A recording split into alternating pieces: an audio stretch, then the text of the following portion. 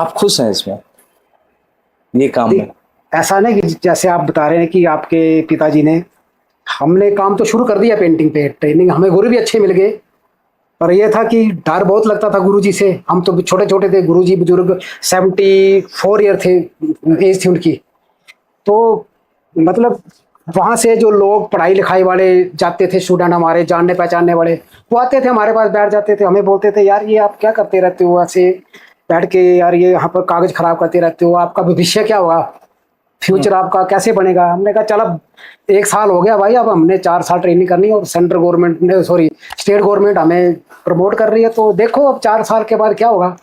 तो मतलब उन परिस्थितियों में हम लोग लगे रहे। फिर भी वो ट्रेनिंग करने के बाद भी हमने 1 साल तक ऐसे मतलब इधर उधर ही काम किया, लेकिन कोई मतलब हमें अपना फ्यूचर नजर नहीं आ रहा था कि अब इसमें क्या है। लेकिन हमें पेंटिंग को नहीं छोड़ा, और हमारे गुरुजी ने भी हमें यही कहा था। हमारे गुरुजी की मतलब मृत्यु हो गई, एक्सपायरी हो गई, लेकिन उन्होंने हमारे साथ एक ही बात कही थी कि चाहे जो मर्जी हो जाए, इस कला को कभी मत छोड़ना। अब यहाँ पर मुझे एक चीज क्लियर करना है, आपसे एक सवाल का आंसर जानना है।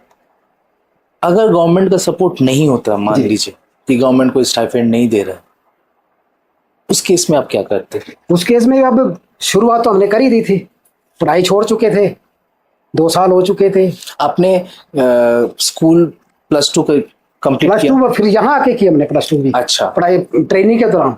आप एक्चुअली कहाँ से हो? हिमाचल के? एक्चुअली मैं हिमाचल का रहने वाला हूँ। हिमाचल के कौन से? हिमाचल के पालमपुर का मैं रहने वाला हूँ, लेकिन अभी तो वहां से माइग्रेट हो गए, हम भी यहाँ आ गए हैं। और मेरे फादर ने जम्मू में सर्विस की है जी। तो मतलब 20-25 साल मेरा मतलब बर्थ वहीं का ही है, J&K गए जी।